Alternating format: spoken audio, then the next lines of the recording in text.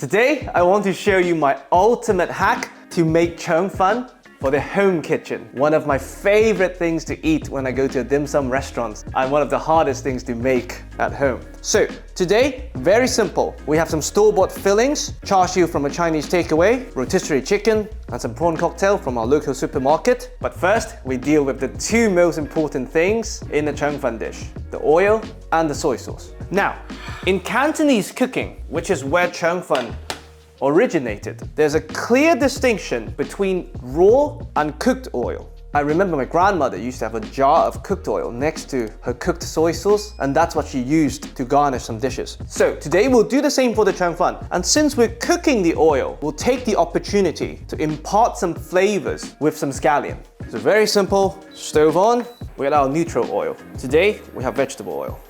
If you want to go really old school, you can use some lard, pork fat, which was really common in the 80s and 90s in Chong Fan shops. So just the white part, and you keep them on the chunkier side, just to make it easier to fish them out later. Perfect. Straight in. And you just want a hint of flavor and brightness from the scallion. So we're not gonna cook the crap out of it. Literally, once it starts to sizzle, 10 seconds.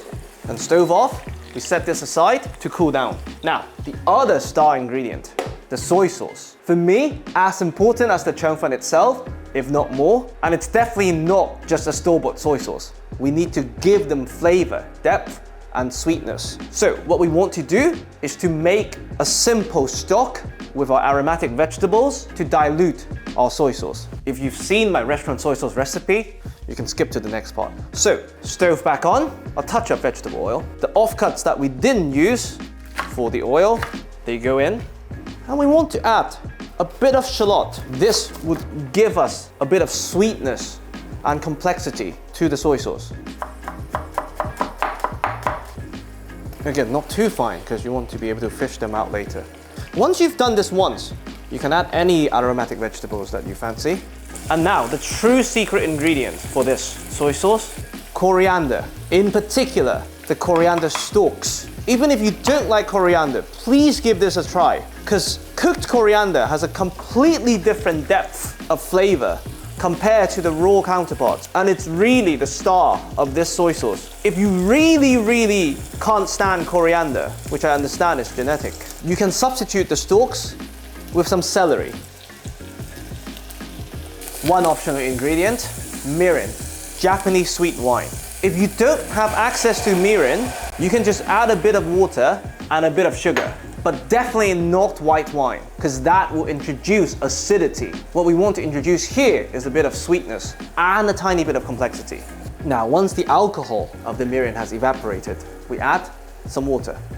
And we bring this back to a boil, and we simply let this simmer for 10-15 minutes, up to half an hour, during which we'll prepare our 3 store-bought fillings for the Chong Fan. Now, these are all cooked ingredients, and you'll see why when we reveal our hack to this dish. So, to prepare them, the king prawns, you can simply leave as is. The char siu, it's a personal preference, but for this particular hack and this particular recipe, I like to chop them up a bit.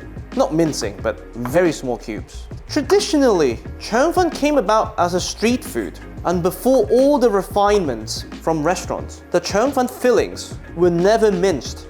You would have sliced pork, sliced beef, sliced offals, but as it got imported by restaurants and became a part of the dim sum ritual, most fillings today are minced. If your takeaway char siu comes with a glaze, now is a good time to mix that in as well. Now, the rotisserie chicken, we'll simply bone it out. And once you've made this once, you can use any cooked ingredients for this dish, making it something fun that you could do with the whole family together. A good introduction to Chong Fan for your kids, if they haven't tried it already. A decent amount. Now, our fillings are ready to go. We very quickly check on our soy sauce. As you can see, the aromatic vegetables have been wilted, and you can see they've taken on the color. So I'm happy with that.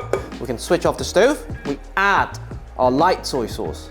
And you want a 2-to-1 ratio. 2 parts stock, 1 part light soy. And that's our Chong Fan soy sauce ready. And we just leave it here for the flavors to emulsify. Now, the true star of the show, and probably the reason why you guys all came to this video anyway, the actual Chong Fan hack. This is a rice paper that you can buy nowadays from most Asian supermarkets. And they're used for Vietnamese spring rolls, both the cold version, the summer rolls, and the deep fried version, the spring rolls. And the technology has been so advanced that most Vietnamese restaurants buy them instead of making them from scratch. And you can see how thin they are. These are by definition cooked. All you have to do is to soak them in lukewarm water for 30 seconds, and they're good to go as a cold dish. And this got me thinking when I was doing research for my actual Cheng Fen recipe, which is extremely difficult to make, by the way. In the olden days, Cheng Fen was made from 100% rice, and to replicate that requires skills, patience, repetitions, things I do not possess. Even modern day restaurants make their Cheng Fen with a mixture of rice flour, cornstarch, and tapioca starch. Precisely what they use in these rice paper. The tapioca starch is slightly higher than I would like, but the end result is almost equally good. And the effort to enjoyment ratio is not even comparable. So on that note, let's wrap some Cheng Fen. So very simple. All we need to do is we grab one sheet and we lower that into some lukewarm water. And in just 30 seconds, this is what we have. So all we need to do, flatten this. When I made this for the first time, I sent a picture to my mother. She couldn't believe how thin my Cheng Fen was. And now, let's make some Cheng Fen. You want to grab your serving plate to know the width that you're trying to achieve. So in this case, about this much. Let's first do the prawn, and we're not stingy with our prawns. We fill them up. You grab, you lift. Once you fold it once, you lift the sides. It's almost too thin for my liking sometimes, but I've tried doubling up, and that makes the dish a bit too chewy. I just want to be clear, this is now edible. So we simply brush the plate, a bit of our cooked scallion oil to prevent sticking. Cheng Fen goes in, and we brush the other side. Now, I mean, restaurant Cheng Fen is always 3, so let's do 3. Brush here, just in case they will stick later. Now the prawn's ready, we'll make the rest. Now we have the char siu. I tried batch soaking them before, but I feel like that way you have way less control over the consistency. So if you're doing this as a group, maybe have a bowl of warm water for everyone to make this more efficient. And that's char siu Cheng Fen ready. Next, last but not least, rotisserie chicken. This one you want the skin on the presentation side, of course. Last one, it's the chicken wing. I have my daughter's leftover quail egg from breakfast. So now, we have 3 incredibly looking, incredibly tasty Cheng Fens that are actually edible right now. So all we need to do is to heat this up slightly. Now, since I have a steamer, I'm just gonna steam it for about 5 minutes. But this could easily go in a microwave just to heat through, and we have restaurant level Cheng Fen ready. I'll see you in 5 minutes. All right, after 5 minutes, don't do what I'm doing, by the way. We have these beauties, and just like what they do in restaurants, we brush once again with the scallion oil to give it this incredible shine. It's also what they do with dim sum, by the way. You brush before, steaming, and after. That's why your har gow is always shiny. I'm taking another page from Chinese restaurants. I've sieved out our incredible soy sauce into this decent looking teapot, and you sauce the sides. Normally you do one end, do the other end. By the way, Chinese restaurants, they never give you enough soy sauce in my opinion, huh? But today we serve it with this teapot. And that's it. 20 minutes after a trip to the supermarket, we have restaurant level Cheng Fen.